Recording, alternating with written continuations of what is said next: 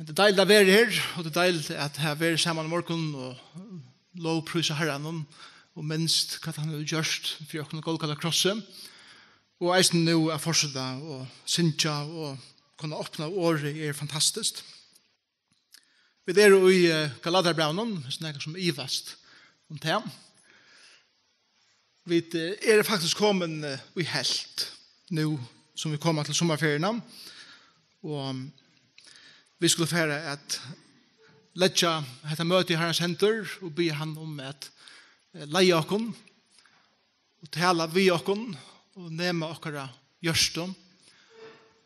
Hvis onker her i morgen som trådde til at vi er bien fire, så har vi denne forbundet tjeneste, så har vi kommer til enden av møten og at han møte, så er det folk som og er ferien vil jeg bare be sammen vidt her og ha et lustende øyre om hva det som skulle være som nøyvor. Så det er en veldig tjeneste som vi har fremmedgjort at hava og i samkommen her. Skulle be sammen. Tackar Jesus for hvordan godt det er at vakna i morgen og at du oppleva at hesen dæveren er spilt og nødje dæver hva du bjøver okken er byrja av nødjen som er vet her. Takk for at du er en god som alltid gjør okken en annan chans. Takk for at du er en god som er kommet til okkara og har tidlig initiativet at elska okken først. Og vi ber her om at det skal være noe som jeg kjenner okken eisene og i forholdene vi kvann annan. Jeg vet tåra og doa at jeg har initiativet at elska ånder og at være noe fire ånder mennesker. Vi vet det, sjåan det, jeg vet noe ikke ut til ødel, men her er teisen til å legge okken i hjertet, be om at du vil hjelpe okken trolig. Jeg søker til.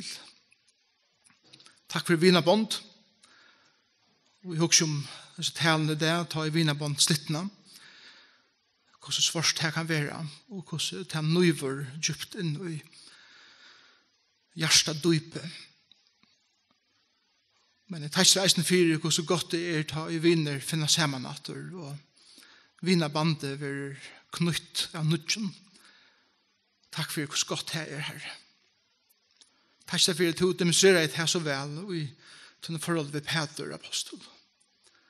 Hva du tog initiativet at endreise samfleie mellom tikkun boer. Hjelp okken å være som to, hjelp okken eisne som vi lærer det å være som Paulus i Hesen. Og i Jesus navn. Amen.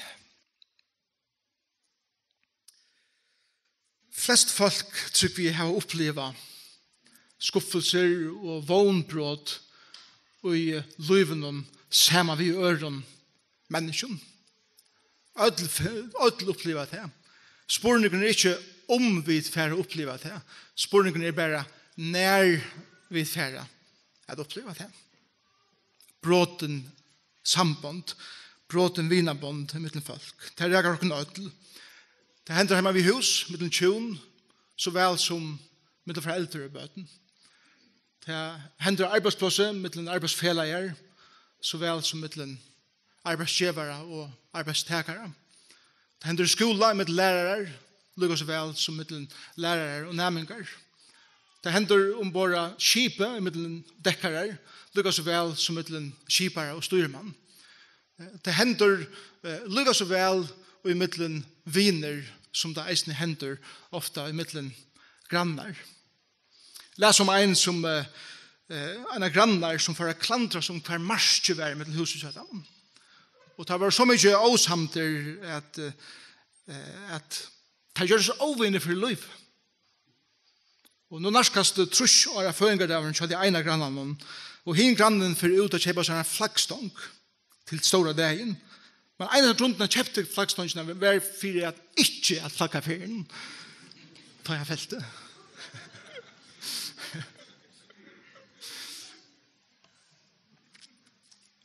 Vi vet alt livet opplever sånne tøyer og i livet noen hver skuffelser kommer inn i vånbrott.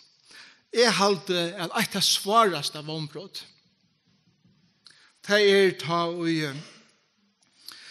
det samfunnet som i middelen tvær viner, tvær personer, og det hender til at en tredje personer kommer inn i dette samfunnet, og begynner at så iva for egnen om hin. Og kommer inn og gjør til at dette vinabandet slutest sånt. Det var det slæge av skuffelse og vognbrødet som Paulus opplevde i sånne forhold vi Galatier menn. Og da vi leser denne teksten, så føler vi hvordan utrolig djupt det rakte ned i hans hjerte. Og jeg tykker at vi alt kunne identifisere oss vidt her. Spørningen er bare, hva gjør vi ta i slukt henter? Hva gjør vi ta i vinabåndslittene? Og en 3 personer kommer inn og så den her Ivan som gjør til at forholdet fer. Hva gjør vi?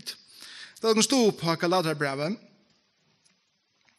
Vi der kommer til 4. kapittel og vers 12.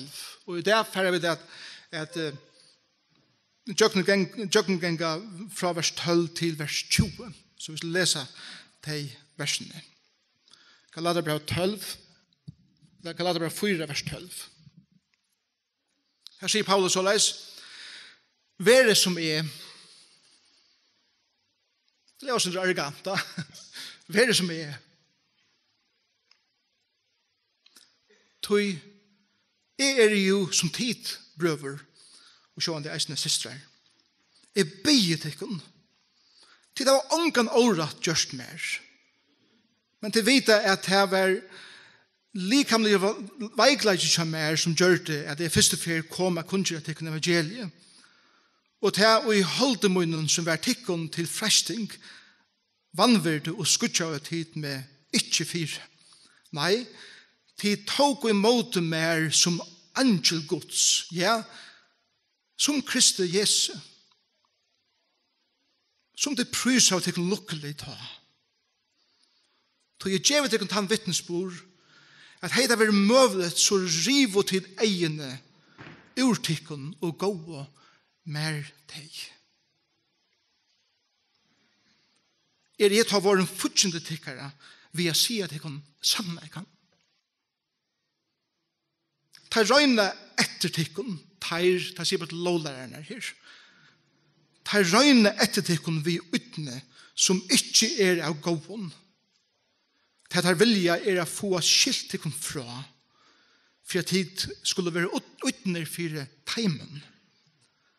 Men godt å være ui for tog som godt alltid, og ikke best ta tja tikkun. Bøtmøyne, som som nå atter føye ved kvøllen, inntil Kristus vår kjønsker uttikken. Jeg vil de yngst være tjatikken nå, og kunne tale og rødt, til raleser tikken. Vi vet ikke det. Her det tonaleie i teksten, hvordan Paulus nå vender seg akkurat som fra lovlæreren og at ta seg vi hos mennesken som han elsker så utrolig djupt til tonen som i sin versen her bænt. Paulus har et fantastisk hjerte for frelsesbåskapen, for evangelien, men eisen for hos her praktfulle mennesken som han elsker så utrolig høyt. Og Paulus har opplevd et utrolig verkers og godt samfunn vi Galatier menn inntil disse lovlærerne kommer inn og tar byrja og at så iva begge person og eisne båskap Paulus og han opplevde dette at han sa ekno andalige bøten det det samme som hese folkene som han har lagt til trygg av Jesus Kristus vendte seg bort fra honom og forholdet og samfunnet var brått. Paulus kunde gått valgt av lyka sæler og sagt bare, jeg skal tykke bare ferdig til ekna ved. Han kunne eisen blive basker og hent sin av det. Han gjør det ikke. Paulus veler at fære alle veien at opprette et samband atter som var bråte, som djupt fest og i en råd som eider karlægje, djupt ned i hjertanen for mennesken. Hva lærer så Paulus och om vinskap och om det här att upprätta trobla stöver och bråten förhåll atter. Ta det här bråten. Vad gör det Paulus i sin texten här bara? Vinnarband är så otroliga områdande. En säger så att vinskaper är som en violin. Tonlägaren kan stäcka av och av, men strängen är det alltid. Det var ikke så leis ofte. Vi kvarsel djevs musikken i middelen, men strängen er det her bænt. En annan säger så leis som vinskap. En viner er en som kjenner tøyen inn til sang, og som kan synge han firet her, ta til hever sjølver glemt årene. Ta til sjølver misse måte, så er det viner som kommer inn og minner de av. Hva vil eie sammen? Og dette er det som Paulus føler. Han elsker evangeliet, han elsker folkene, og hele hjertet er hans nå som en pape som kommer inn og vil gjøre alt for å knyte dette sambandet atter som er brått. Det første som vi lærer og i disse prosessene er at oppbygge en vinskap atter og et forhold som er brått er noe som vi lærer og det aller første som Paulus sier, han sier være som er. Være som er. Det aller første prinsippet som er så tjøysen her er at vi må då at meta om akkurat ekne samføringer. Og jeg vil si være som er. Og det er det som Paulus gjør det. Og i jøkken trutjar kapitler. Første, annan og tredje kapittel. Og inne i fjerde kapittel hever Paulus akkurat som endurskoa samføringene som han hever. Og han hever kanna om hesten even som lovlærerne hever så om seg er det sanner. Og det er akkurat som han fyrir atter, og han kannar. Hva er det for evangeliet? Hvordan fikk det? Hvordan er det avgjørelsen til liv? Hva er det gjørst? Bæver med over tikkene, og han er sannført om at dette er evangeliet. Jesus pluss og ikke annet. Han er sannført om det. Og han er setter frelser. Og da Paulus sier være som er, da er det et hjertens innsjø om at Galatimenn kommer atter her til å oppleve frelse som det ene for livet. Og komme fra tog som det nå er fengt i roi. Er være som Paulus og i sønne trygg, som han har opplevd det samfunnet ved Jesus Kristus, som har gjort han fryan. Det er det som Paulus mener vi her beint. Han vil ikke enda hava der være akkurat lykka som teir, og bare er kopi av seg. Det er ikke det han mener vi. Han mener bare, kom jeg atter til dette som er eie, frelse, evangeliet, Jesus pluss ikke anna, og liv og uttøy. Det er det som Paulus lærer oss i hesten her, hesten slutta setningen her beint. Og vi det eier, ta i akkurat samfunnet vi andre menneskebrottene, jeg vil rannsake oss selv og si, hva er det? Hva er det som er standet for det? Hva er det som kommer inn i middelen av oss? Og hvordan kan det få folk atter? Ikke være akkurat lykkes med, men det som vi åtte sammen. Det er det første som vi lærer om at endreise vinskap med om okkar egna samføringar. Men så sier Paulus, og det er det neste som vi lærer, «Tog er jo som tid, brøver og systrar». Det er det neste. Og neste Amerikan, jeg kaller henne så leis. Det neste som vi lærer er å sette okken inn i, eller å doa å sette okken inn i støvene til hinnom parstenen. Er jo som tid, sier Paulus. Så han identifiserer seg vid teg. Det er det som han gjør i disse versen.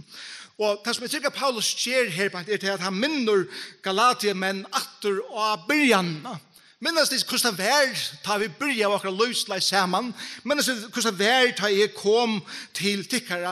Være som sier bare atter til tøyene da i Paulus førsteferie. Vi leser om det her i Apostelsønne 13-14. Kom til Galatia og predika evangeliet 4 timer. Og han har glede i bådskapen om hva Jesus har gjort 4 teg.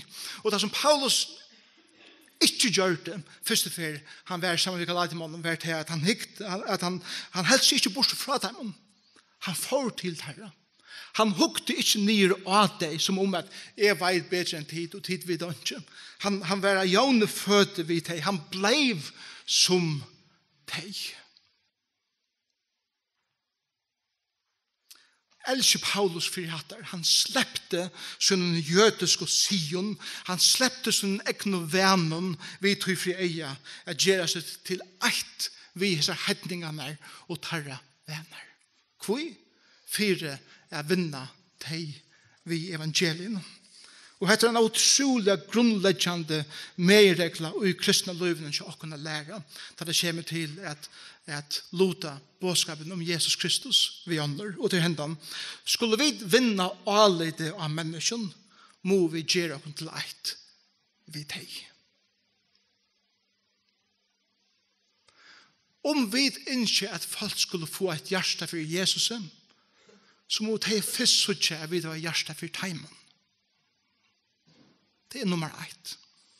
Ønsken for å få et hjerte for Jesus, hvis du ikke viser teimen, at du er interessert over i dette livet. Og Paulus gjør det her mesterlig. Paulus skriver om det her annars, og i 4 Korinthbrev 9, vers 20-23. Jeg skal bare lese det for dere, og det lever såleis. Det er mer som Paulus lever etter, det er at identifisere seg vi ånder, vi tror for eie at nå er det vi evangelien. Her sier Paulus såleis, er det våren jøten som jøte, for jeg vinner jøter.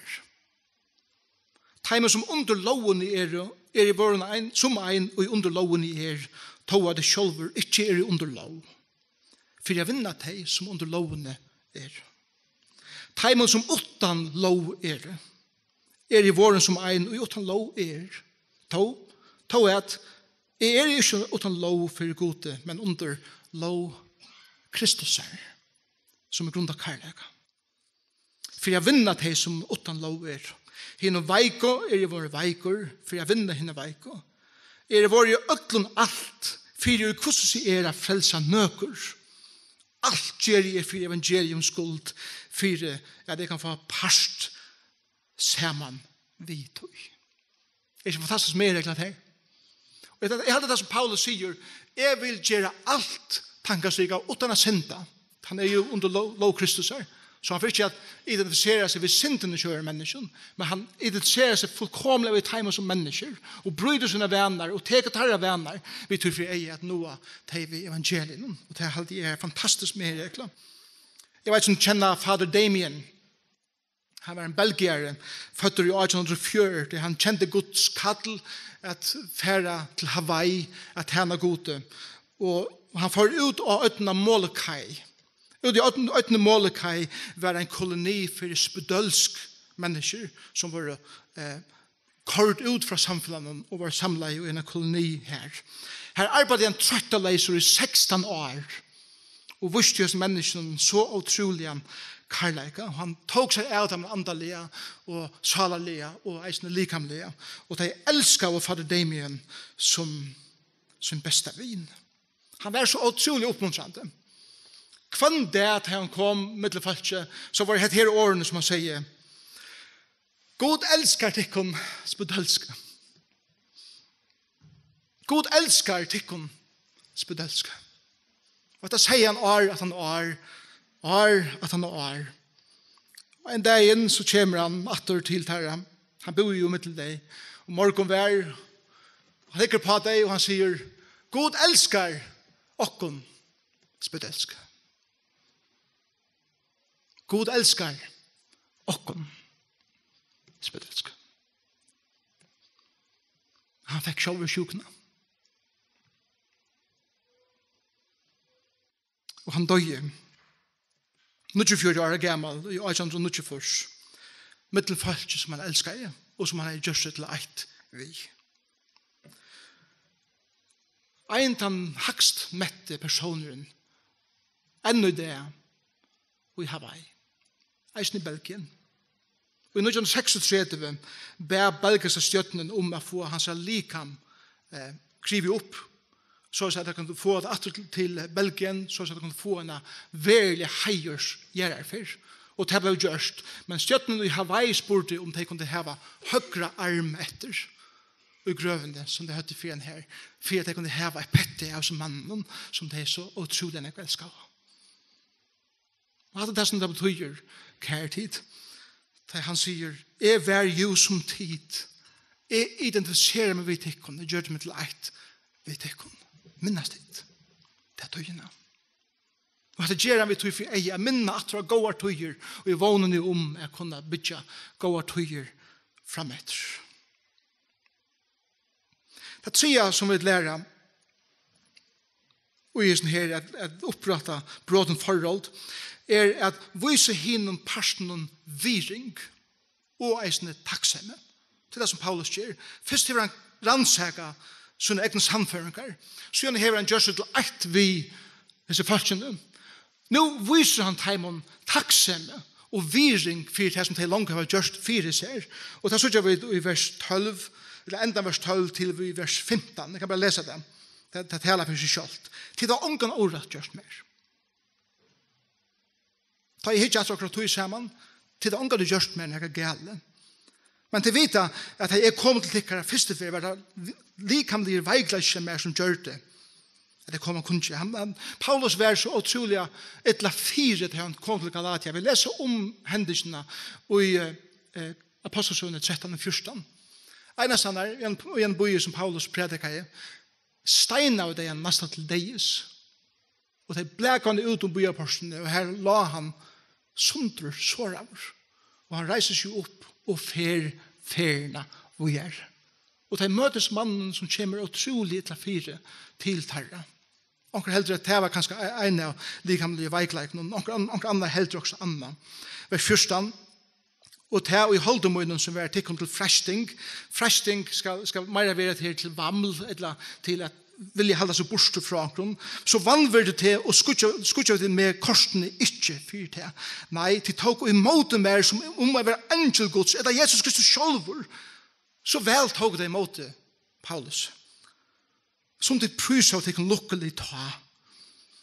For at ditt hjerte her beint, ta. Å, det var godt ta. Mennesker som vil prys av herren og sammen, ta.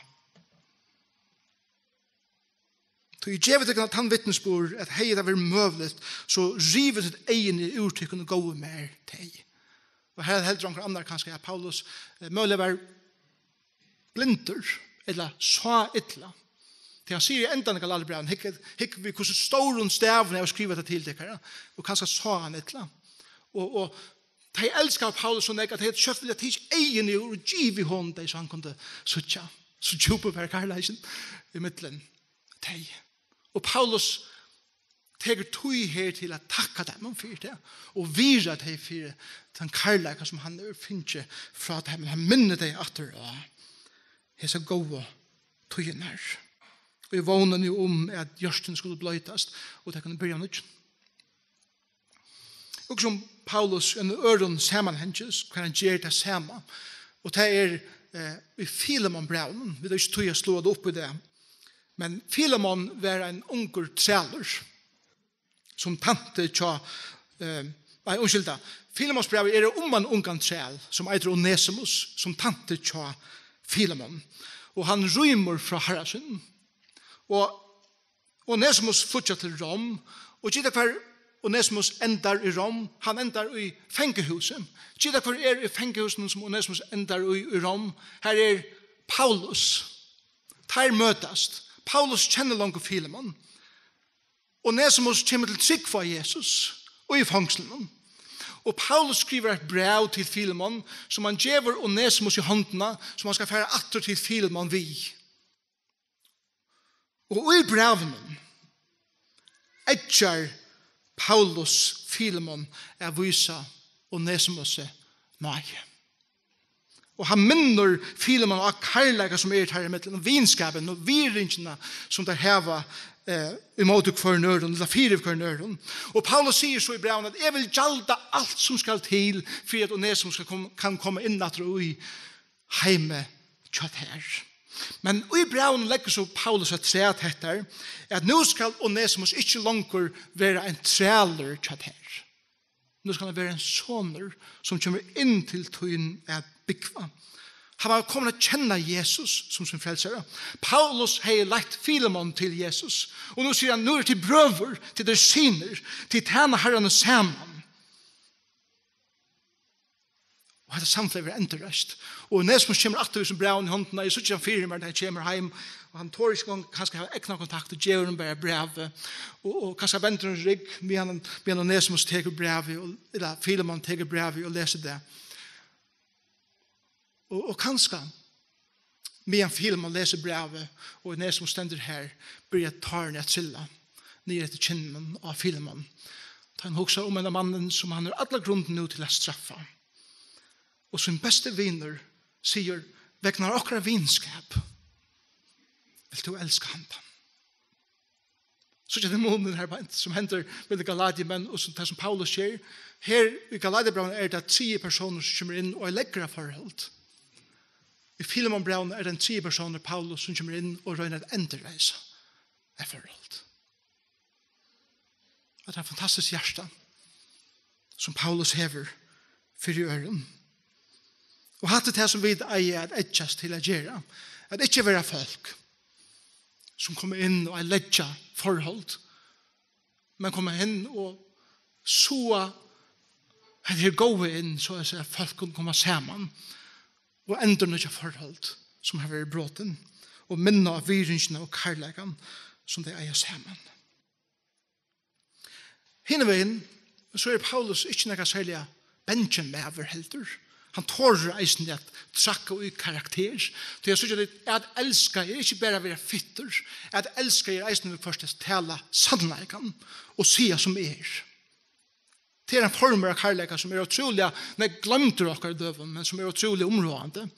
At tåla og tåra at tale sannleiken. Og til det 4 medreglene som så i teksten fra vers 16 til 18. Og til dette det som vi lærer at avduka, at tåra at avduka skaivo og ønte motivene til teimen som kommer inn og valgte trobeleika. Det det som Paulus eisende gjør i sånne her versen. Atlan veien jøkken Galaterbrevet har Paulus prekva hvordan skaiver hese lovlærerne jo. Og i sånne lærer. Og nå avdugar han tar personlige motiv for det som tar gjøre. Og i sånne teksten som vi har lese, viser han og hvordan tar har rønt av soa iva sannleika som Paulus har predika og for å gjøre han til liggen. Men tar har misbrukt Paulus har båskap for å skapa futjenskap i middelen Paulus og Galatiemenn. Men Paulus viser også at tar har verlige motiv som tar hevas lovlærerne at og en smikrande måte det som man sier i sånn her teksten vers 16 tar røyna etter det kan vi utne som ikke er gåen ta gjør vi få skilt det fra kvarnøren og det på den måten som en vemmeliggjør og det fitter måte og det smikrutter men det som ligger 18-4 at skilja sånter og bråta einleikan. Få folk ur flokken, eller ur flokken, som tar kunne bare grupa ved sånne klon. Det kjenner Jorah-filmer. Ta i ulvar, for etter en kreatur, og tar taktikker å få den ene oksan, bortsett fra fjøltene, eller fra flokken, og få han ensamatland, og han har ongan chans.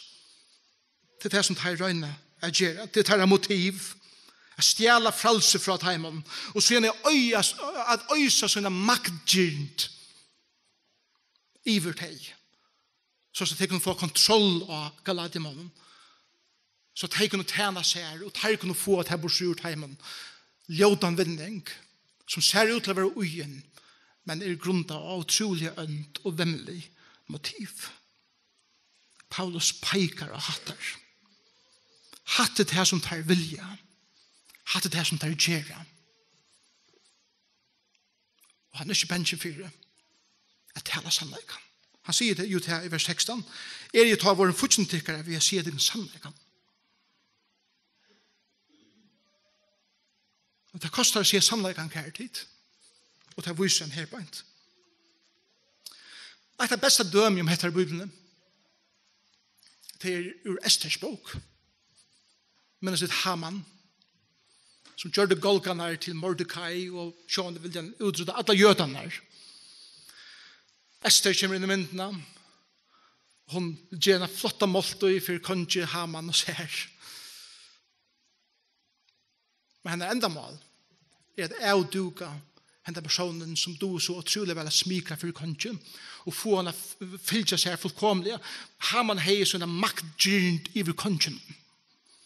Men Esther, den største kvinnan, kom inn og sier at det skal jeg avduka. Og vi hesa måltøyna vil Haman avduka oss. Og hans verdige motiv kommer fram. Og hver endar Haman? Han endar i sin egna golga som han har gjort for Mordecai.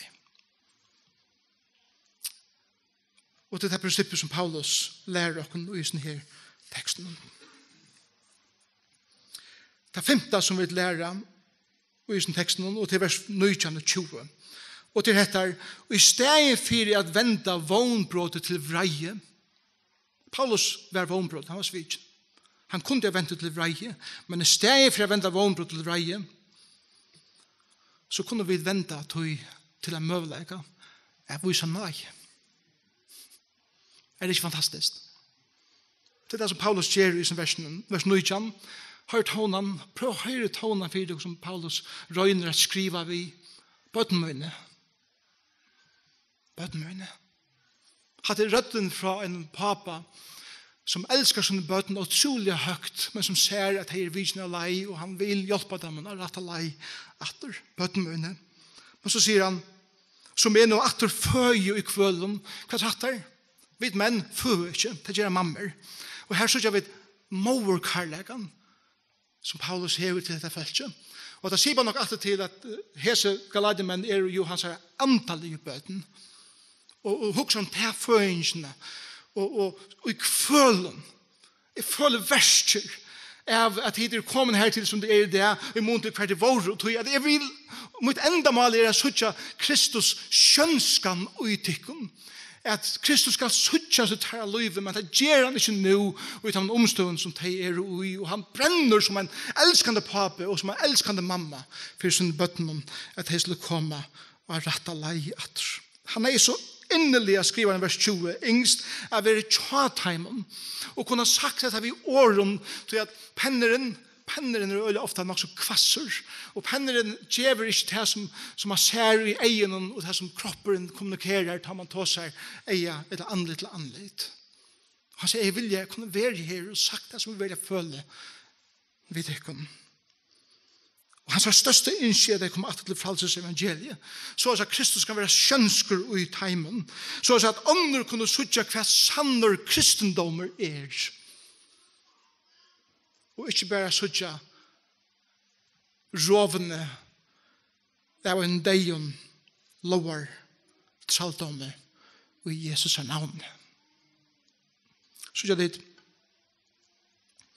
sanner kristendommer er ikke en frimel, men en samband. Sanne kristendommer er ikke en støverønd, men en samfella. Sanne kristendommer er ikke om donaskap, det er om fellesskap. Sanne kristendommer er ikke om å være fullkommen, eller om fullkomleika, men det er om åpenleika.